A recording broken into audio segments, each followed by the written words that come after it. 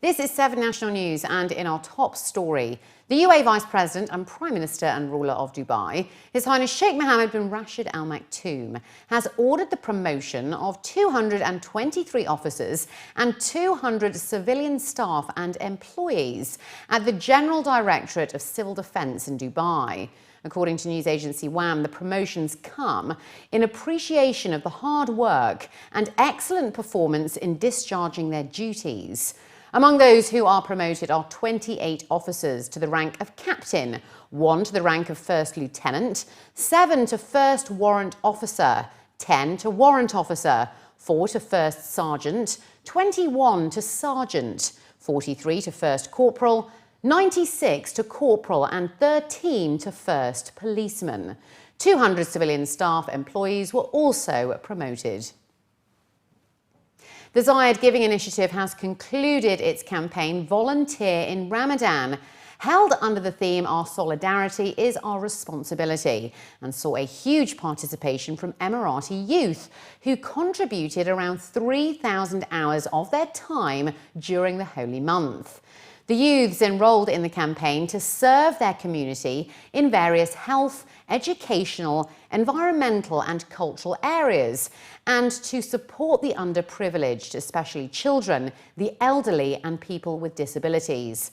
The Volunteer in Ramadan initiative is a part of the 1 Million Volunteers campaign, which was launched by the Zayed Giving Initiative, which aims to provide voluntary and humanitarian services to poor families across the country, as well as support the social solidarity concept.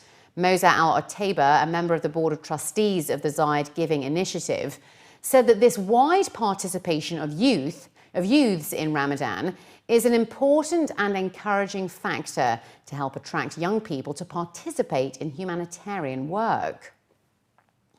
Only select branch offices and services of government departments will remain open for shorter working hours over the Eid al-Fitr break, mostly from 10 a.m. to 1 p.m, which begins on Thursday and lasts until Shawwal 3, which is either Sunday or Monday, for the public sector. The government departments that will keep some of their branch offices and services open during the Eid holiday include the Ministry of Environment, the General Directorate of Residency and Foreigners Affairs in Dubai, as well as all departments and sections affiliated with the naturalisation departments across the UAE, among others. According to local reports, Thursday night's scheduled official moon sighting committee will determine which day is the first day of Eid and which day Shawwal 3 will be. This year, Eid al-Fitr will fall on Friday or Saturday, but the public sector holiday starts in advance from Thursday. In general, government departments close for the Eid break every year, keeping open only emergency services or some offices with limited timings. The private sector is generally off work, typically getting 2 days free for the Eid holiday. It's also been announced that all paid parking zones in Dubai will be free of charge from Thursday until Shawwal 3, which mentioned earlier will either be Sunday or Monday. This excludes the fish market parking lots and the multi-level parking terminals. Additionally, to meet higher demand for public transport, the Dubai Metro's Red and Green Line stations will be open until 2 a.m. on Saturday and Sunday. For those braving the outdoors, Dubai's public parks will remain open from 8 a.m. to 11 p.m. throughout Eid al-Fitr.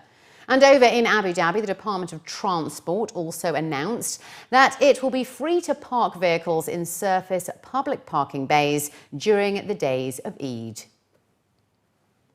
The Department of Economic Development in Dubai and the UAE Red Crescent Authority have entered into an agreement to make use of confiscated goods that are safe for human consumption rather than destroying them. According to local reports, the DED will donate confiscated products seized from malpracticing traders to the RCA as charity, which will be distributed among those in need. The DED also seeks to instill charitable and humanitarian concepts and principles and raise awareness among its staff. Officials stressed the importance of the agreement in using the resources of the RCA to help and assist the poor at local and international levels. Following a record-breaking oceanic flight of 5 days and 5 nights in a solar-powered airplane, Solar Impulse will undergo maintenance repairs on its batteries due to damages brought about by overheating. Despite having completed the longest and most difficult leg of the round-the-world solar flight of 117 hours and 52 minutes, the solar-powered airplane has suffered battery damages during the first ascend on day 1 of the flight from Nagoya to Hawaii. According to Emirates news agency WAM, the battery temperature increased too much due to over-insulation, and in spite of constant monitoring by the mission team, there was no way to decrease the temperature for the remaining duration of the flight, as each daily cycle requires an ascend to 28,000 feet and descend for energy management issues. The damage to certain parts of the batteries is irreversible and will require repairs and replacements that will take several weeks to work through. Solar Impulse does not see a possibility of any flights before April 2016 at the earliest.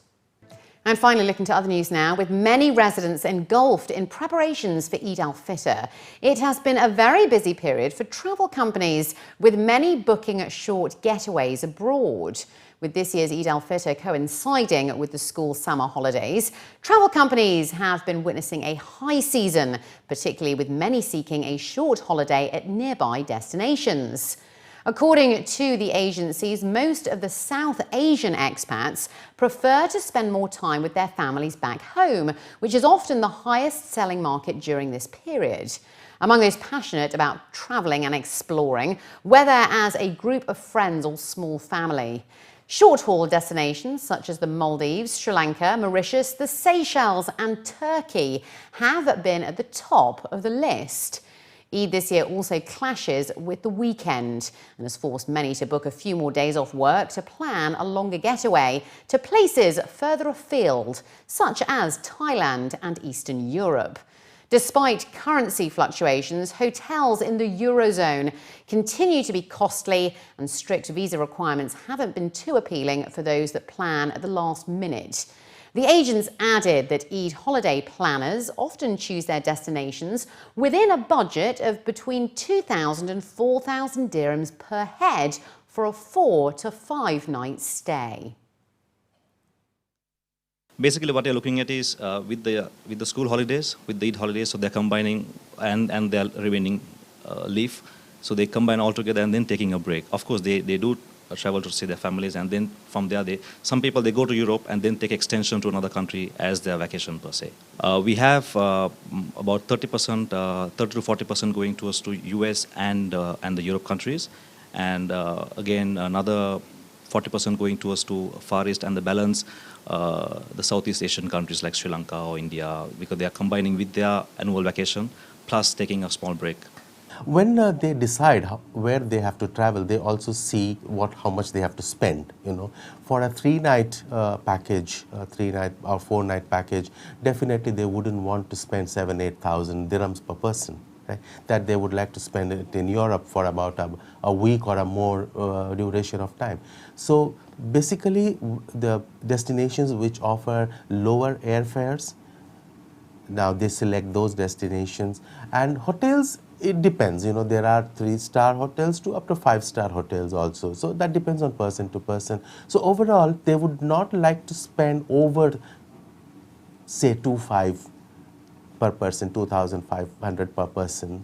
So these destinations, yes, they can offer, if bought earlier, they can fit in that price range.